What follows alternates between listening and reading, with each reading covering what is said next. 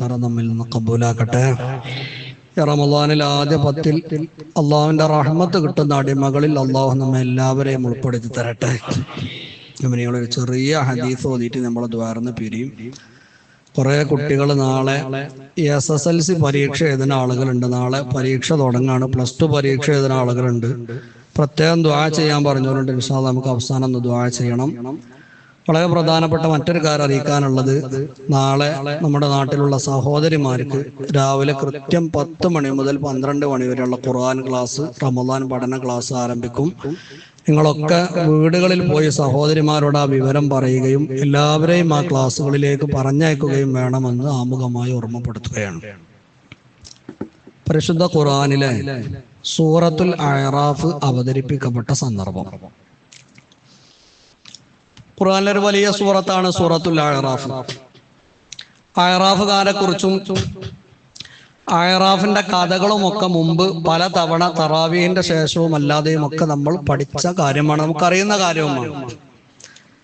ഈ സൂറത്ത് അവതരിപ്പിക്കപ്പെട്ടപ്പോ റഈസുൽ മുഫസ്സിരീൻ സയ്യിദുനാ Ibn Abbas റളിയല്ലാഹു അൻഹുവിനോട് ചോദിക്കപ്പെട്ടു, വമൽ അഅറാഫു വമൻ ഹും, എന്താണ് ഈ അഅറാഫ് എന്ന് പറഞ്ഞാല്, ആരാണ് ഈ അഅറാഫിലുള്ള ആളുകൾ എന്ന് പറഞ്ഞാല് എന്ന് നിങ്ങളൊന്ന് പറഞ്ഞു തരുമോ എന്ന് ചോദിക്കപ്പെട്ടു.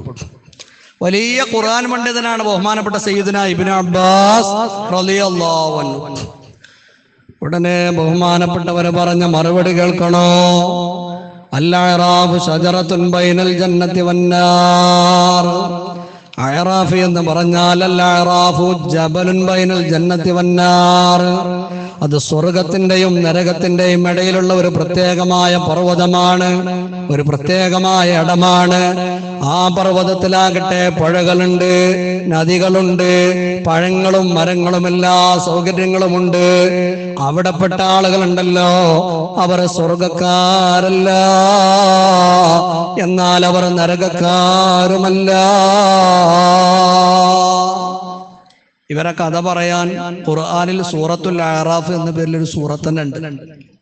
അതായത് സ്വർഗത്തിന്റെയും നരകത്തിന്റെയും അടിയിലുള്ള ഒരു സ്ഥലമാണ് എന്നാ. അവിടെയുള്ള ആൾക്കാർക്ക് സ്വർഗത്തേക്ക് എത്താനുള്ള അമലും ഇല്ല, നരകത്തേക്ക് എത്താനുള്ള തിന്മയില്ല. കറക്റ്റ് നന്മയും തിന്മയും കറക്റ്റ് ആയ ആൾക്കാരാണ് ഈ അഅറാഫ് എന്ന് പറഞ്ഞ ഈ മേഖലയിൽ ഉണ്ടാകുക. അപ്പോൾ ഇബ്നു അബ്ബാസ് തങ്ങളോട് ചോദിക്കപ്പെട്ടു, വമനുഹും, ഈ അഅറാഫ് എന്ന് പറഞ്ഞ പ്രത്യേകമായ മേഖലയിൽ താമസിക്കുന്ന ആളുകൾ ആരാണെന്ന് പറഞ്ഞു തരുമോ? ഉടനെ ബഹുമാനപ്പെട്ടവർ ഒരു പ്രത്യേകമായ അഭിപ്രായം പറഞ്ഞു കൊടുക്കുകയാണ്. ഹുമല്ലദീന ജാഹദൂ ഫീ സബീലില്ലാഹ്. ആരാണ് അഅറാഫിൽ വന്നുപെടുക എന്നറിയുമോ? അവർ അള്ളാഹുവിന്റെ മാർഗത്തിൽ ശത്രുക്കളോട് യുദ്ധത്തിന് പോയവരാണ്, ശത്രുക്കളോട് അവർ യുദ്ധം ചെയ്തവരാണ്. ആ യുദ്ധത്തിൽ അവർ ശത്രുക്കളുടെ വെട്ടുകൊണ്ട് ഷഹീദായവരാണ്. പക്ഷേ ബിഗൈരില്ലാഹി ആബാഇഹിം വ ഉമ്മഹാതിഹിം, അവർ യുദ്ധത്തിന് പോയത് അവരുടെ മാതാപിതാക്കളുടെ പൊരുത്തത്തോടെയല്ല. സ്വന്തം ഉപ്പയുടെയും ഉമ്മയുടെയും പൊരുത്തം ലഭിക്കാതെ യുദ്ധത്തിൽ ഷഹീദായ ശുഹദാക്കളാണ് ഈ അഅറാഫിൽ വരിക എന്ന് സയ്യിദുനാ ഇബ്നു അബ്ബാസ്. എന്നിട്ട് ബഹുമാനപ്പെട്ടവർ പറയാണ്, ഓല് ഷഹീദായി എന്ന നിലക്ക് ഓർക്ക് നരകം ഏതായാലും ഓർക്ക് പറ്റൂല, നമ്മാന്റെ പാപ്പാന്റെ പൊരുത്തല്ല ഇല്ല എന്നുള്ള നിലക്ക് ഓർക്ക് ഏതും പറ്റൂല, സ്വർഗവും പറ്റൂല. നോക്കാണികളെ, ഇമ്മാന്റെയും ബാപ്പാന്റെയും പൊരുത്തം കിട്ടാതെ യുദ്ധത്തിൽ ഷഹീദായ ശുഹദാക്കളാണ് അഅറാഫിൽ ഉണ്ടാകുക എന്നുള്ളത് ബഹുമാനപ്പെട്ട സയ്യിദുനാ ഇബ്നു അബ്ബാസ് റളിയല്ലാഹു അൻഹു. എന്റെ പ്രിയപ്പെട്ട മുഅ്മിനീങ്ങളെ, ഇമ്മാന്റെയും ബാപ്പാന്റെയും പൊരുത്തം കിട്ടുക എന്ന് പറഞ്ഞത് എത്ര വലിയ കാര്യം ആലോചിക്കണം. നമ്മുടെ പ്രിയപ്പെട്ട ഉമ്മയുണ്ടല്ലോ, നമ്മുടെ പ്രിയപ്പെട്ട ബാപ്പയുണ്ടല്ലോ. എന്റെ ശബ്ദം ശ്രവിക്കുന്ന നമ്മുടെ നിസ്കാരത്തിന് വന്ന കുട്ടികളോട് ഞാൻ പറയുകയാണ്, അവരെ മാറ്റിവെച്ച് ഒരിക്കലും അല്ലാഹുവിന്റെ സ്വർഗം നമുക്ക് ലഭിക്കുകയില്ല. അൽ ജന്നത്തു തഹ്ത അഖ്ദാമിൽ ഉമ്മഹാത്ത്. നമ്മുടെ സ്വർഗമെന്ന് ഒരുക്കി വെച്ചത് നമ്മുടെ മാതാപിതാക്കളുടെ കാലിന്റെ ചുവട്ടിലാണ്.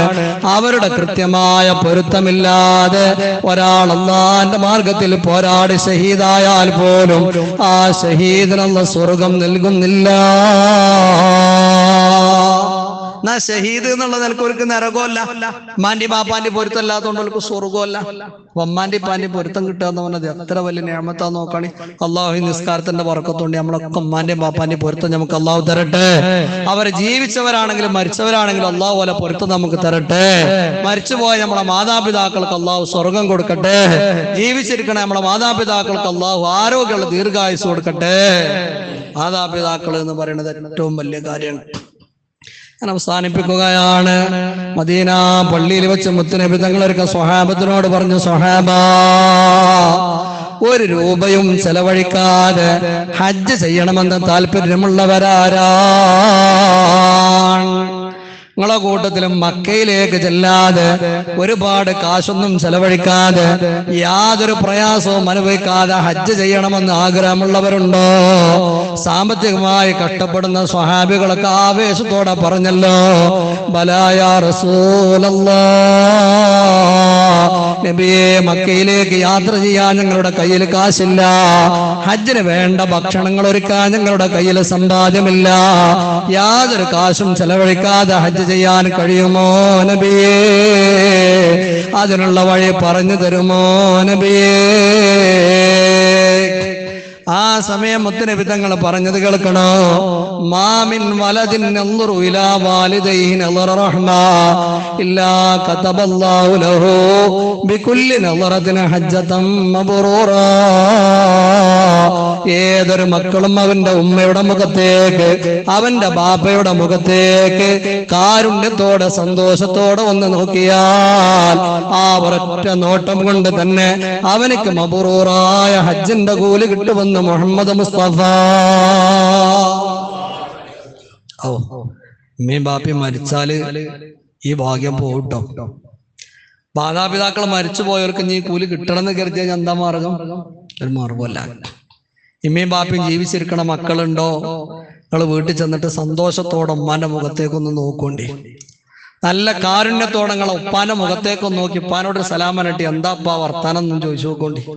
ആ സമയത്ത് നിങ്ങൾ ഉപ്പാന്റെ മുഖത്ത് നിങ്ങളാ ചോദിക്കുമ്പോൾ ഒരു സന്തോഷല്ലേ?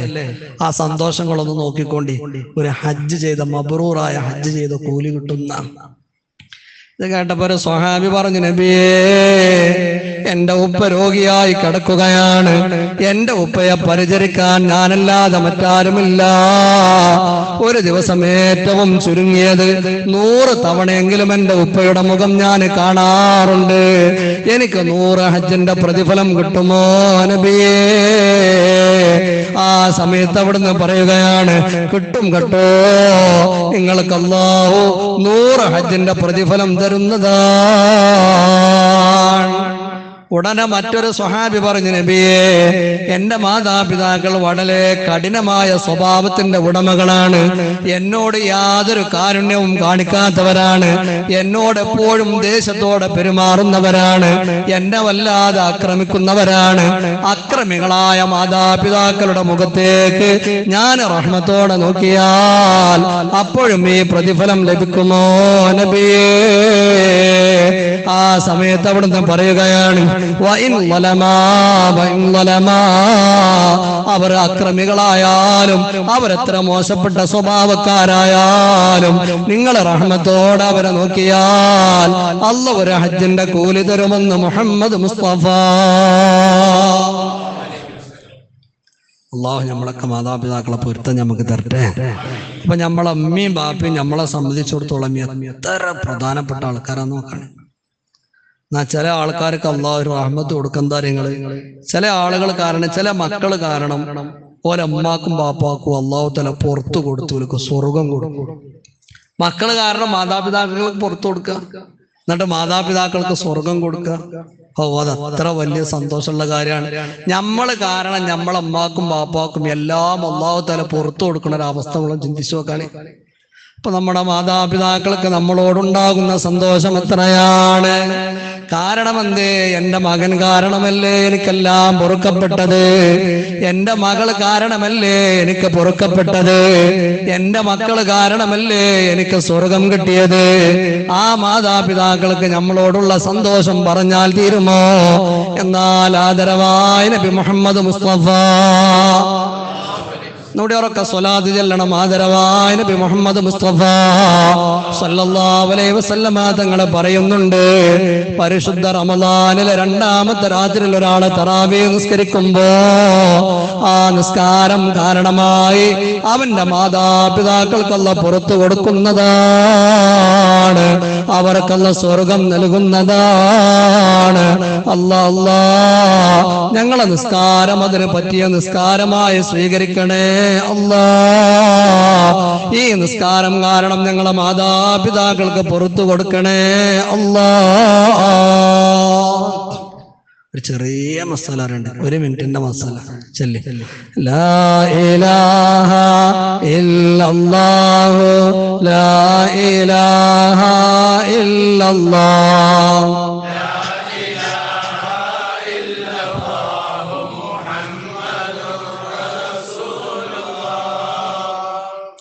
ഇന്നലെ ഒരാളൊരു സംശയം ചോദിച്ചു. എന്താ സംശയം എന്ന് ചോദിച്ചാൽ, നമ്മളൊക്കെ പലർക്കും അത് അറിയാം, പലർക്കും അത് അറിയില്ല. ചിലർക്ക് ഇങ്ങനെ സംശയം ഉണ്ട് തന്നെ അറിയില്ല, എന്നത് അറിഞ്ഞുകാണ്ട് അങ്കലാപ്പിലായ ആൾക്കാരൊക്കെ ഉണ്ട്. ഒരാൾ എന്നോട് പറഞ്ഞു, ഉസ്താദേ ഞാൻ ഒരു സ്പ്രേ കൊടുക്കുന്നതാണ് ഗൾഫിൽ നിന്ന്. അപ്പൊ എന്നോട് ഞാനത് അടിച്ചുകാണ്ട് നിസ്കരിക്കാൻ വന്നപ്പോൾ ഒരാൾ എന്നോട് പറഞ്ഞു, ഈ സ്പ്രേയിലൊക്കെ നജസായ ആൽക്കഹോൾ ഉണ്ട്, അതുകൊണ്ട് സ്പ്രേ അടിച്ച് നിസ്കരിച്ചാൽ നിസ്കാരം ശരിയാവൂല എന്ന് ഒരാൾ എന്നോട് പറഞ്ഞു. അങ്ങനെ ഒരു മസാല ഉണ്ടോ ഉസ്താദേ എന്ന് ചോദിച്ചു. നിങ്ങൾ അങ്ങനത്തെ ഒരു സംശയങ്ങൾ ആരെയും കേട്ടിക്കണോ? കേട്ടിട്ടില്ല. നിങ്ങൾ ആരും കേട്ടിട്ടില്ല. ആരും കേട്ടിട്ടല്ലേ? കേട്ടുകളില്ലേ? സ്പ്രേ അടിച്ച് നിസ്കരിക്കാൻ പാടില്ല, അങ്ങനെ ചിലവര് അങ്ങനെ ഒരു വിശ്വാസം ഉണ്ട്. അപ്പൊ എന്നോട് ചോദിച്ചു, അത് എന്താണ് അങ്ങനെ ഒരു മസാല ഉണ്ടോ അല്ലേ എന്നുള്ളത് ചോദിച്ചു. അപ്പൊ അങ്ങനെ നമ്മള് ചിലപ്പോഴൊക്കെ കേൾക്കലുണ്ട്. അപ്പൊ അങ്ങനെയാണെങ്കിൽ നമുക്ക് സ്പ്രേ അടിച്ച് നിസ്കരിക്കാൻ പറ്റൂല്ലേ എന്നുള്ളതാണ് ചോദ്യം. അതിനുള്ള മറുപടി ഫത്ഹുൽ മുനീൽ പറയുന്നുണ്ട്. ഫത്ഹുൽ മുനീൽ നജസിന്റെ ബാബുകൾ വിശദീകരിക്കുന്നതോട് അവസാനം പറയുന്നുണ്ട്, ഖായിദത്തുൻ മുഹിമ്മ. ഇത് വളരെ പ്രധാനപ്പെട്ട ഒരു പോയിന്റ്, ഒരു പ്രധാനപ്പെട്ട ഒരു പൊതു നിയമം ഞാൻ പറഞ്ഞുതരാന്ന് പറഞ്ഞിട്ടാണ് ബഹുമാനപ്പെട്ട സയ്യിദുനാ സൈനുദ്ദീൻ മഖ്ദൂം റളിയല്ലാഹു അൻഹു നമ്മളോട് ആ മസല പറയുന്നത്. ബഹുമാനപ്പെട്ടവർ പറയുന്ന ചില കാര്യങ്ങൾ, അസ്ലിൽ അത് ശുദ്ധിയുള്ള സാധനമാണ്, പിന്നെ അതുപോലെയുള്ളതോ നജസാണ് എന്ന ഒരു ഊഹാപോഹമൊക്കെ ഇങ്ങനെ നാട്ടുകാർക്കിടയിൽ കേൾക്കുന്നുണ്ട്. അങ്ങനത്തെ കാര്യങ്ങൾ ഉപയോഗിക്കാൻ പറ്റുമോ ഇല്ലേ എന്നതിൽ ബഹുമാനപ്പെട്ടവർ പറയുന്നത്, പ്രബലമായ അസ്വഹായ അർജഹായ ഖൗലി എന്ന് പറയുന്നത്, നമ്മൾ ഉപയോഗിക്കുന്ന ആ സാധനം നജസാണ് എന്ന് ഉറപ്പില്ലാത്ത കാലത്തോളം അത് ശുദ്ധിയാണ് എന്ന് വിധിക്കപ്പെടാൻ പറ്റുന്ന. പറഞ്ഞു മനസ്സിലായില്ല? അപ്പൊ നമ്മളെ കയ്യിലുള്ള സ്പ്രേ ഉണ്ടല്ലോ, ഇത് നമ്മളിങ്ങനെ കേൾക്കുന്നുണ്ട്, സ്പ്രേയിൽ ആൽക്കഹോൾ ഉണ്ടോലോ, അതിന്റെ നജസാണോലോ എന്നൊക്കെ ഇങ്ങനെ കേൾക്കണുണ്ടെന്നും നമ്മളത് ഒഴിവാക്കേണ്ട ആവശ്യമില്ല. നമ്മളെ കയ്യിലുള്ള സ്പ്രേയിൽ നജസായ ആൽക്കഹോൾ ഉണ്ട് എന്ന് ഉറപ്പാണെങ്കിൽ അത് ഉപയോഗിക്കാൻ പാടില്ല. അല്ലെങ്കിൽ എന്താകാം? ഉപയോഗിക്കാം. എന്നിട്ട് ഫത്ഹുൽ പറഞ്ഞ ഉദാഹരണങ്ങൾ എന്താ നിങ്ങള്? ഒന്ന്, കള്ള് കച്ചവടക്കാരന്റെ വസ്ത്രം പോലെ. കള്ള് നജസാണല്ലോ, കള്ള് നജസാണ്. അപ്പൊ കള്ള് കച്ചവടം ചെയ്യുന്ന ആളെ വസ്ത്രത്തിൽ എന്തുണ്ടാകാൻ സാധ്യത ഉണ്ട്? നജസ് ഉണ്ടാകാൻ എന്തുണ്ട്? സാധ്യത ഉണ്ട്. ഇന്ന് ആ വസ്ത്രത്തിൽ നജസ് ഉണ്ട് എന്ന് ഞമ്മക്ക് എന്തില്ല? ഉറപ്പില്ല. ഉറപ്പാണെങ്കിൽ ആ വസ്ത്രത്തെ നമുക്ക് എന്താകാൻ പറ്റൂല? നിസ്കരിക്കാൻ പറ്റൂല. ഇത് നജസാണെന്ന് നമുക്ക് ഉറപ്പില്ല, പക്ഷെ അതിനുള്ള എന്തുണ്ട്? സാധ്യത ഉണ്ട്. ഇന്ന് ആ വസ്ത്രത്തെ നിസ്കരിക്കാൻ പറ്റുമോ? നിസ്കരിക്കാൻ പറ്റുന്ന നിയമം. കാരണം ഞമ്മക്കതിൽ നിസ്കരിക്കാതെക്കണമെങ്കിൽ എന്താണെന്ന് അറിയങ്ങള്, ആ വസ്ത്രത്തിൽ നജസ് ഉണ്ട് എന്ന് ഞമ്മക്ക് ഉറപ്പായാലേ എന്താകാൻ പറ്റാത്തുള്ളൂ? നിസ്കരിക്കാൻ പറ്റാത്തുള്ളൂ. ചെറിയ കുട്ടികളുടെ വസ്ത്രം, അതിലൊക്കെ നജസ് ഉണ്ടാകാൻ സാധ്യത ഉണ്ട്. എന്നാ അത് സാധ്യത ഉണ്ട് എന്നുള്ളത് കൊണ്ട് അത് മാറ്റി വെക്കേണ്ട ആവശ്യമുണ്ടോ? ഇല്ല. നേരെ വെച്ചാൽ നജസ് ഉണ്ട് എന്ന് ഉറപ്പായാൽ പിന്നെ ഉപയോഗിക്കാൻ പറ്റുമോ? പറ്റൂല. എന്നിട്ട് ബഹുമാനപ്പെട്ട ഒരു കഥയും പറയുന്നുണ്ട്. ഷാമിൽ നിന്ന് കൊണ്ടുവരുന്ന ഷാമിയായ പ്രത്യേക പലഹാരം ഉണ്ട്, അതിൽ പന്നിയുടെ നെയ്യ് കൂട്ടിയിട്ടാണ് അത് ഉണ്ടാക്കണത് എന്ന് 1400 കൊല്ലങ്ങൾക്ക് മുമ്പ് ഒരു ചൊല്ലുണ്ടായിരുന്നു. ഈ ഭക്ഷണം ആർക്ക് നൽകപ്പെട്ടു?